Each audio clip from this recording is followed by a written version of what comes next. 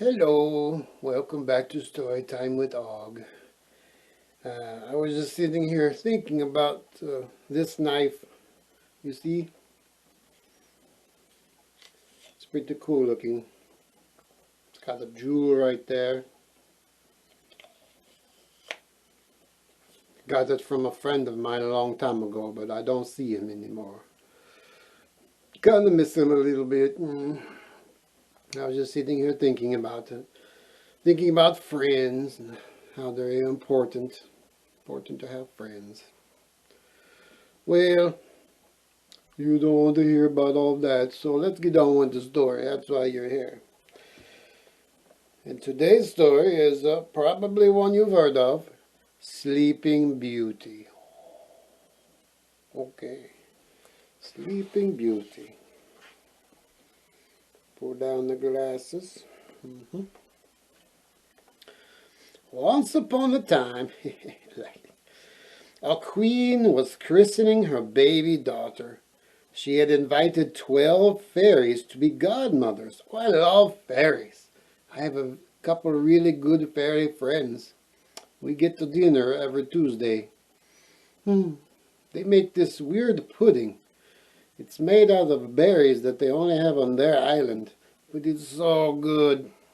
I'll have to ask them what the recipe is. Oh, yes. Back to the story. The queen held a fabulous feast and celebration, and the fairies were having a wonderful time. Soon it was time for each godmother to give the baby princess a gift. One by one, the fairies stepped up to the cradle to greet the child. The first fairy gave her the gift of beauty. I have beauty. I don't. The second presented her with generosity, which is very important. Oh, my nose is itchy. Others gave her happiness and health. And just when the queen thought her daughter had everything she needed, the doors were thrown open and a powerful and nasty fairy flew in. She was only this big. This may not be the same story that you've seen, but it's a little different. The queen gasped and shot. She had forgotten to invite her. "How dare you forget me?" raged the fairy. "I too have a gift for your daughter. When she is 16 years old, she will prick her finger on a spindle and die." Oh my goodness. The fairy stormed out, leaving the queen in floods of tears. "Wait," said a tiny voice. "All is not lost. I haven't given my gift yet." The queen looked up to see the smallest fairy of all standing by the crib. She was only this big. "I can't undo that spell," the fairy said, "but I can change it a little. My present to your daughter is the gift of love. She will not die, but she will sleep for 100 years until love comes to rescue her. She will be woken by the kiss of a prince who truly loves her." Well, the smallest fairy's gift was certainly better than nothing. So the queen dried her tears. However, she still could not believe that the smallest fairy's wish might come true. She set about ordering that all the spindles in the kingdom be destroyed. The little princess gurgled happily in her cradle, unaware of the drama that was going on. But the queen slept not a wink that night, for fear of what might happen to her child. Oh no. I think we've all been there. If you have little boys and girls and they were little bitty babies in the cribs, and that first couple of nights when they're home and you're like staring at them all night long, like, still sleeping, good, good, good, good. You know what I mean. All right, 16 years passed. Oh, that was a long time. And the princess had grown up beautiful and happy, healthy and generous. She was also quite inquisitive, which means she asked a lot of questions if you didn't already know that word. I, I don't want to presume you know it or you don't know it. I'm just letting you know. And one day she was wandering about the castle and she came to a door she'd never noticed before.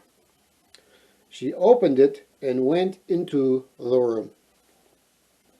There was an old woman sitting at a spindle, spinning a beautiful thread. Now the princess had never seen a spindle before, and as all those in the land had been destroyed, curiosity drove her towards the old woman. "Oh, that looks fun. Let me have a go," said the princess. But as she stepped forward, she tripped over the old woman's cat.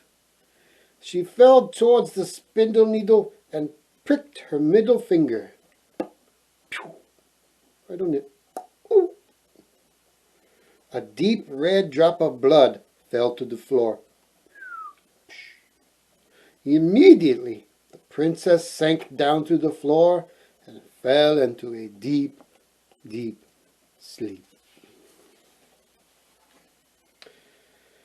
In that very same instant, everyone in the castle fell asleep, too. The cooks fell asleep as they tended the roasting spit in the kitchen, and the horses fell asleep in the stable yard with their riders still in their saddles. The queen, who had been taking tea and cakes at the card table, leaned back heavily in her chair, fell soundly asleep, and started to snore. The cat fell asleep as it was about to pounce on the mouse, and even the mouse slept soundly. Only the two fairies were still awake, and they were arguing about who was the most powerful. Then something even stranger happened. The ground seemed to heave, and suddenly 1,000 thorny roses burst through and climbed the castle walls, covering it in a beautiful scented barrier. Soon nothing of the castle could be seen, except for the very tallest turret. The years passed, and the thorns around the castle grew thicker and thicker. At the same time, the legend of the bad fairy's curse upon the Sleeping Beauty spread to lands far and wide.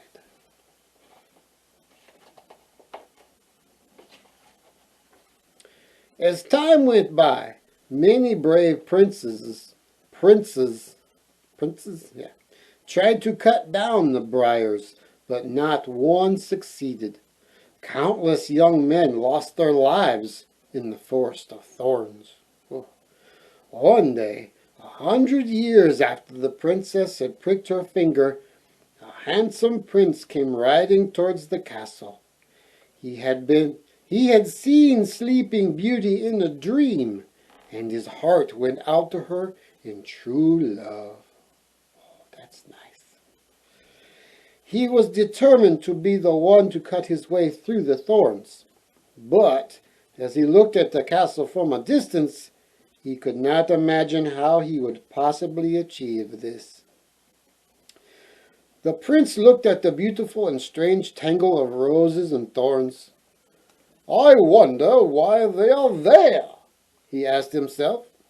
But as he crossed the bridge towards them, a strange and wonderful thing happened. The roses parted in front of him until he could see the castle doors. Sounds like a little fairy magic in works there. The prince made his way cautiously inside the castle. The sight that met his eyes made him gasp. There were bodies all over the place. Some were slumped over tables, others lay on chairs. At first he thought everyone was dead, until he heard the guards snoring, which was probably pretty loud, I bet. "They're all sleeping," the prince whispered to himself. He whispers loud. He tiptoed around, fearing that they might wake, and made his way up the stairs. At last he came to the room where the princess lay. "Oh, she is lovely," whispered the prince. He whispers a lot. As he gazed down at Sleeping Beauty, he couldn't resist leaning over and giving her a tiny kiss. Straight away, the princess opened her eyes and smiled. "You took your time," she said, "but what a great way to wake up! How long have I been asleep, by the way?" she added, yawning and rubbing her eyes. "Oh, 100 years. But don't worry, you haven't aged a bit," replied the prince.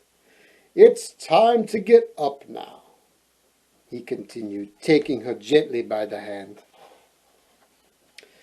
The prince picked the princess up and carried her downstairs. All around were the sounds of people waking up. The cooks were clattering around the kitchen, the horses were whinnying in the stables, and the queen shouted, "I win!" None of them realized they had been asleep for 100 years. But I bet you the line to the bathroom was pretty long. Yeah. All right. I'm trying to be funny. I don't know. "Hello, Mama," said the princess. "Sorry I overslept." "Overslept?" replied the queen, looking puzzled. "But I'd only just settled down to cards. Anyway, who's your friend?" she continued, eyeing the prince suspiciously. "Oh, this is my handsome prince, and I'm going to marry him, if that's all right with you," said the princess. "That would be just perfect," said the queen, "as long as you don't invite any bad fairies to the wedding." Ba-dum-bum.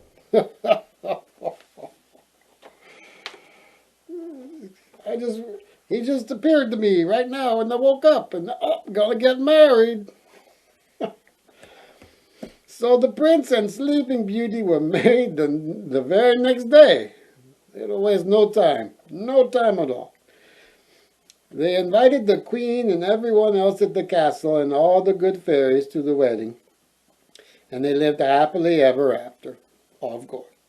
And I'm glad to say that the nasty fairy did not turn up at the wedding. In fact, she was never seen again. Oh my goodness. She probably left town. Everybody was asleep. What did you think of that story? Tell you, they should get married fast in the olden days, didn't they? They're like, "Oh my God, oh, somebody kissed me. Who are you?"